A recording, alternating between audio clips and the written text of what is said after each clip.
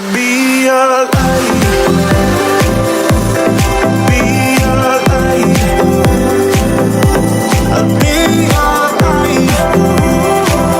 If it gets too dark, I'll be your light, be your light.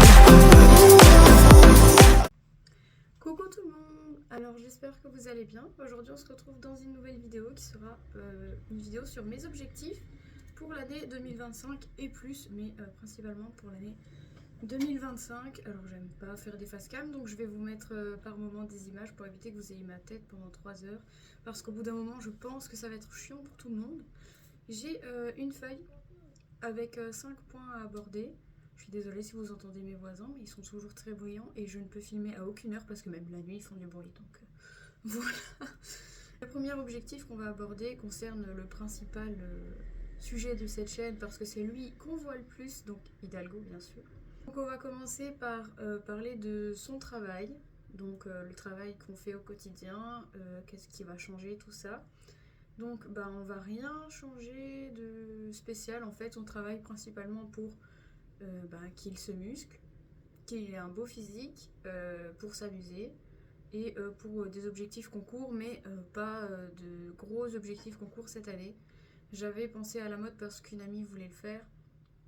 Au final, elle a eu un peu des objectifs trop gros et ça m'a un peu dégoûtée, donc je préfère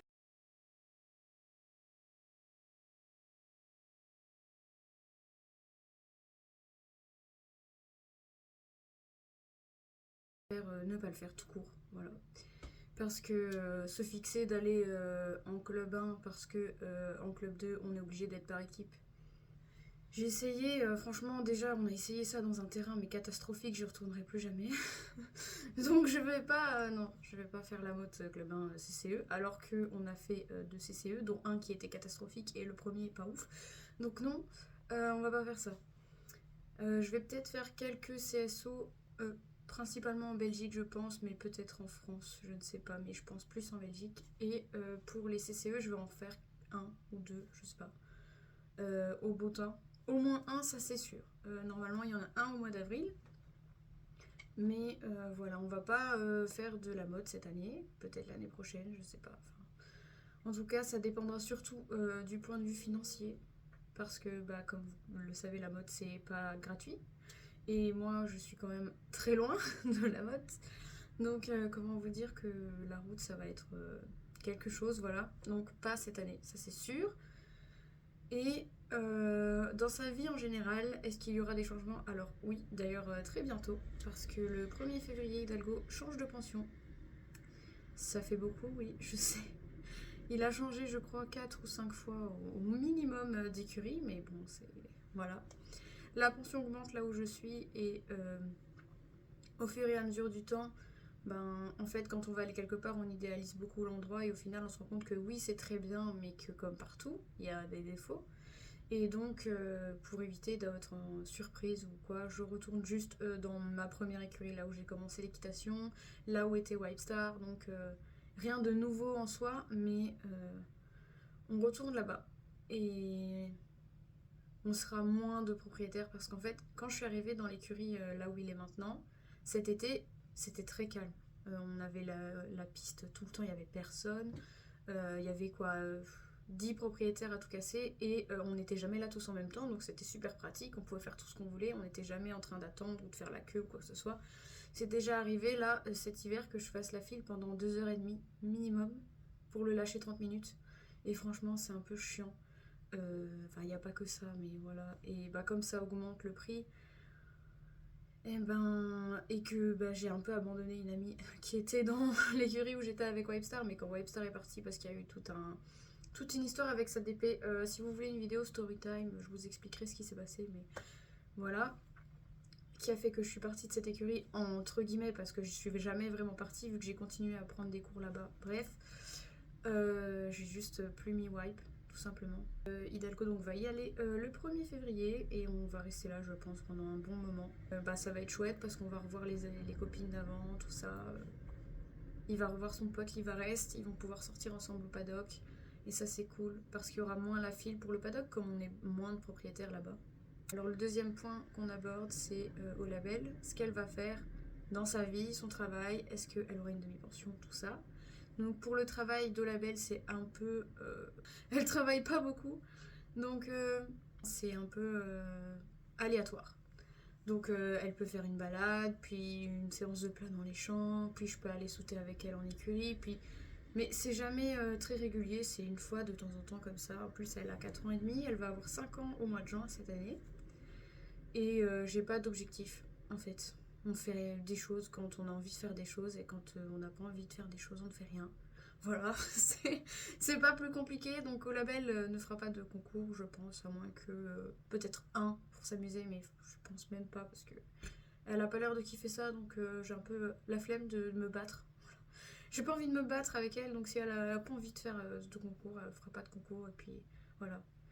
J'aimerais bien éventuellement qu'elle ait une demi-pension, mais le problème c'est que c'est compliqué de trouver quelqu'un qui ait plus de 14 ans pour pouvoir aller seul avec au label, ou qui ait un parent qui reste avec lui. Ça c'est très compliqué, en plus il n'y a pas de piste sur place, donc de carrière, de manège, il n'y a rien. Donc les gens souvent ça les refroidit et ils ont plus envie. Même des DP juste pour venir s'en occuper à pied, c'est compliqué. Donc même gratuitement, voilà, c'est jamais très régulier tout ça. Et pour ce qui est de sa vie, elle reste au pré, elle reste là où elle est.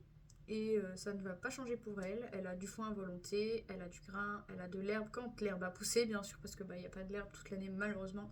En Belgique, c'est impossible, à moins d'avoir la moitié de la Belgique à soi tout seul. C'est pas possible d'avoir de l'herbe toute l'année, c'est vraiment une galère. Voilà, surtout que maintenant il pleut là depuis bientôt 2 ans sans arrêt quasiment. Voilà. Et j'espère que ça va s'améliorer, mais je ne pense pas. Le troisième point qu'on va aborder, c'est plutôt sur moi. Donc le troisième et le quatrième point, ça me concerne un peu plus moi, un peu les poneys, mais surtout moi. Je vais vous parler donc de ce que je fais actuellement. Donc actuellement, je suis en recherche d'emploi et comment dire que les offres d'emploi dans ma région, ça ne court pas les rues. À part pour des boucheries, mais vous voyez mes animaux. Non, je ne travaillerai jamais dans une boucherie, même si on me donne 25 000 € par mois. Je ne travaillerai pas dans une boucherie, je ne peux pas vendre et découper des animaux. Non, c'est pas possible, mort, non. Ça me dégoûte, je ne peux pas faire ça. C'est au-dessus de mes forces, c'est vraiment pas possible. Donc en attendant, je postule un peu où je peux. Et je fais pas mal de formations, donc cette année, en 2024, enfin l'année passée du coup, j'ai fait une formation MSA, donc c'est moniteur animateur sportif de l'ADEPS, donc ça c'est en Belgique, donc c'est pour aider dans les écuries, aider pendant les stages, donner des cours à des petits niveaux en étant encadré par un moniteur supérieur. Je sais pas si vous comprenez bien, mais j'essaye de vous expliquer un petit peu. Et j'ai aussi fait une formation d'introduction à la communication animale de chez Nessendil. Donc vous devez connaître parce qu'elle est très connue. Si vous ne connaissez pas, vous pouvez aller voir. Donc c'est sur YouTube Zorizon et Nessendil, chuchoteuse spirituelle sur Instagram. Voilà, elle a d'autres chaînes YouTube, mais je ne vais pas tous vous les citer. C'est pas mal, franchement. J'attends qu'elle sorte la grosse formation parce que ça c'était juste une introduction. Donc moi j'ai hâte de faire la grande formation, j'attends. Et donc ça ce sera pour 2025 la grosse formation. Et fin janvier, donc le 26 janvier, je vais faire une formation sur la pédagogie. En fait c'est un peu un truc complémentaire à la formation MSA que j'ai fait, donc moniteur animateur sportif. Donc c'est savoir ajuster nos paroles, nos mots, notre vocabulaire, nos gestes, nos exercices, tout ça en fonction de l'âge des cavaliers, en fonction de leur niveau, en fonction de plein de choses en fait, de pouvoir personnaliser tout ce qu'on va leur demander en fonction d'eux. Et donc de ne pas demander à un enfant de 3 ans de faire une pirouette au galop. Je pense que vous comprenez. Hein, c'est pas plus compliqué que ça, donc j'ai hâte, on verra ce que ça donne. Apparemment ça a l'air très chouette, donc voilà, on verra bien. Donc en complément du fait que je cherche un emploi et que je fais des formations, je donne également des cours avec Hidalgo ou au label, mais c'est principalement Hidalgo, à des connaissances, des amis, tout ça, voilà. Je suis pas une monitrice haut niveau, j'ai quand même le MSA, mais c'est pas un truc de ouf. Et mais au moins, on va dire que je m'entraîne à donner des cours parce que c'est quelque chose qui est pas évident au début. Là, ça va déjà beaucoup mieux parce que j'ai pas beaucoup de confiance en moi, donc comment vous dire que donner des ordres à quelqu'un, c'est bof. Voilà. Mais ça commence à aller mieux. Avant, je parlais pas assez fort, donc on m'entendait jamais. Maintenant, j'arrive à un peu plus monter la voix sans crier, parce que crier, c'est désagréable pour tout le monde. Et moi, je déteste crier sur les gens. Voilà. Sauf quand vraiment ils m'énervent. Mais bon, là, en l'occurrence, c'est pas le cas. Et bah franchement, c'est chouette de pouvoir donner des cours parce que bah au moins comment dire, bah je m'entraîne tout simplement parce que j'aimerais bien être monitrice plus tard ou cavalière ou enfin j'aimerais bien avoir mes chevaux, ma structure à moi, mais bon ça c'est vraiment loin. Et donc on va dire que toutes les formations, tout ce que je fais, les cours que je donne, c'est du plus pour plus tard. Voilà. Et on va aborder maintenant ce qui va vous intéresser le plus. Donc merci d'être resté jusque là. C'est un peu spécial à vous annoncer parce que comment vous dire que j'ai peur de parler et de me porter l'œil. Voilà. Donc je vais toucher du bois. Du bois juste en dessous de moi, c'est parfait. Donc vous avez vu ma vidéo où j'ai filmé des poulains. Surtout un poulain, parce qu'il y en avait plusieurs, mais j'en ai filmé surtout un. Et ce poulain qui est donc visuellement pie-gris, mais qui n'est pas pie-gris, hein, rassurez-vous, parce que les gris, voilà, j'ai un petit problème avec les gris. Loin de moi l'idée de ne pas les aimer, mais je n'en achèterai pas, ça c'est certain. Mélanome, tout ça, vous savez. Donc j'ai été voir ce petit poulain qui, on ne sait pas trop sa robe, donc on va faire des tests. C'est un petit poulain français, donc c'est l'année des hauts pour lui, parce qu'il est né en 2024. On ne sait pas encore son nom.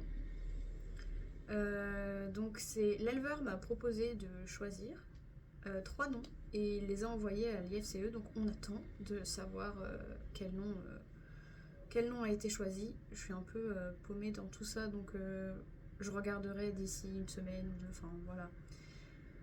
Normalement ça devrait être enregistré parce qu'il a envoyé ça en décembre, donc le temps que ça se fasse avec les fêtes, avec les jours fériés, tout ça, c'est pas encore mis sur l'IFCE. Mais on va normalement savoir bientôt comment il s'appelle.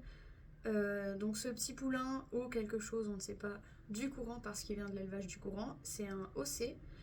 Et je vous ferai une présentation sur lui quand il sera là, parce que normalement ce petit poulain va venir agrandir la famille, devra aller vivre avec Olabelle, qui ne sera donc plus toute seule parce qu'elle était toute seule là, c'est pas possible, un cheval tout seul.